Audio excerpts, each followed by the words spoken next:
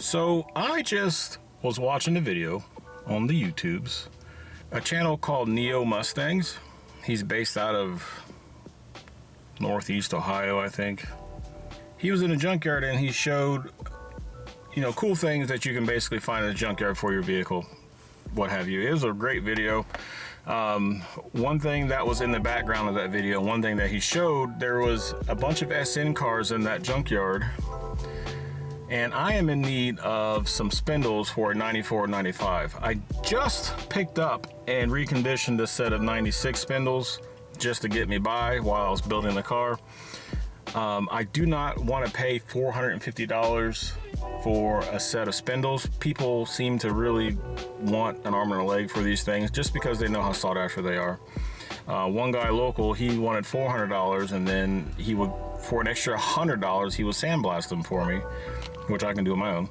Obviously I told him no, but I just don't want to pay $400 for a set of spindles. So the best chance you have at getting these parts for cheap is honestly just to go to a junkyard. So I'm going to take a risk. I'm about to drive 2.5 hours away to go to a junkyard.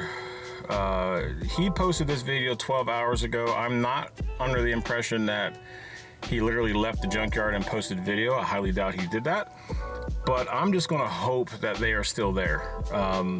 So he showed a blue car that had them on there.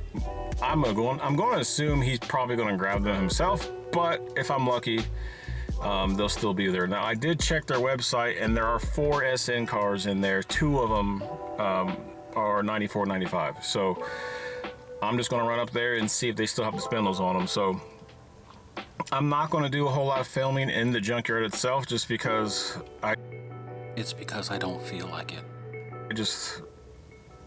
You can literally watch his video, and that's the exact same junkyard that I'm going to. I'm going to pick this up when I get back home after my 5-hour drive, and hopefully came back with spindles and not just spent 5 hours in my truck and come back completely empty-handed. So yeah, I'm happy. We found the spindles, so we're good to go. They had 2 cars that had them. I'm sorry, they had a 94 and a 95. The 94, the blue car that was in Neo's video, was stripped. 2 hours over, they had a 95 that had the spindles on it still, so it took me about a half hour or so. We got those out, and we made the 2.5 hour drive back home. So I am very thankful that I was able to find them, and I found them for a very, very good price. So let's check them out. So these are the 94 and 95 style spindles. So these ones have this curve right here, and that puts the rack sits at a certain angle. So if these are at the lower position, it's going to kind of throw your geometry off. So that's why the 94 95 spindles are so sought after, because when you're doing a 5-lug swap on a foxbody, these are the ones that don't throw your geometry off so much and cause bump steer and things like that. So the 94 95, or I'm sorry, the 96 to 98 spindles look more like these. See, these are straight. These are some that I've already reconditioned that I was going to use temporarily until I found these. I ended up finding these before I had to put these on. So these have the tie rod mount is straight, and you see this one has a curve to it. So that is why these are the most sought after ones. So my goal today is just to get these to look like this. We're going to strip them down, media blast them, powder coat them, and make them look nice and good and ready to go in the car. So that's what we're going to be doing today.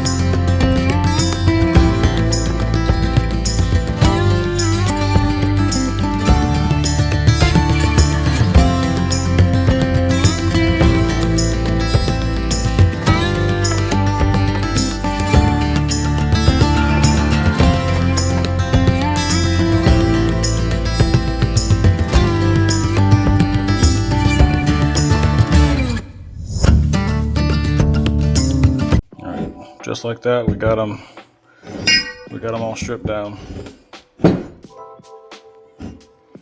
So now we just need to clean them up a little bit and then put them in the blasting cabinet and start blasting.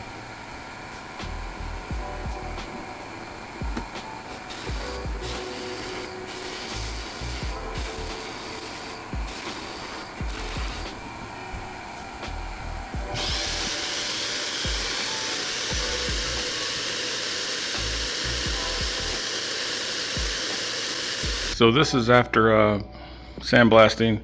So obviously it's not perfect, but it's going to do for what I'm trying to do here, which is just get a finish on it that's not going to rust again. So now I'm going to set up my powder coating machine and start get this thing ready to powder coat.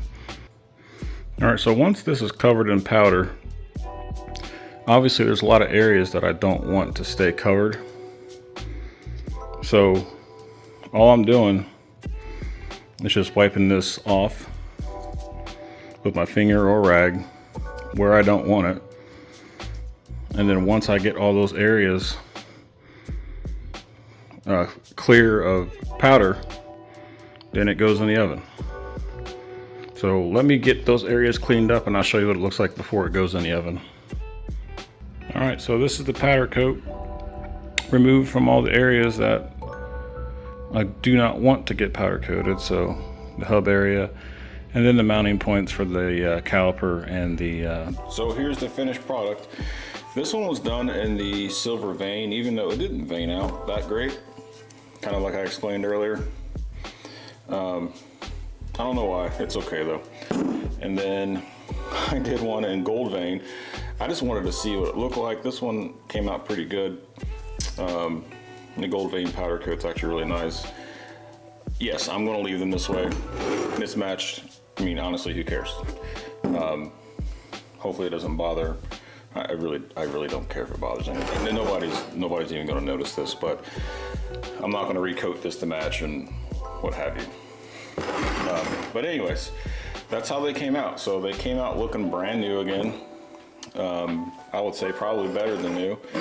And they are ready to go on the vehicle. This is just a quick video showing that with a little bit of time investment and a little bit of patience, you can definitely save yourself a lot of money when it comes to bringing these old cars back to life. Just have a little bit of patience. Maybe you get lucky and find what you need in a junkyard for under 70 bucks instead of paying 450 bucks for something. So again, appreciate you guys for stopping by. I'll see you on the next one.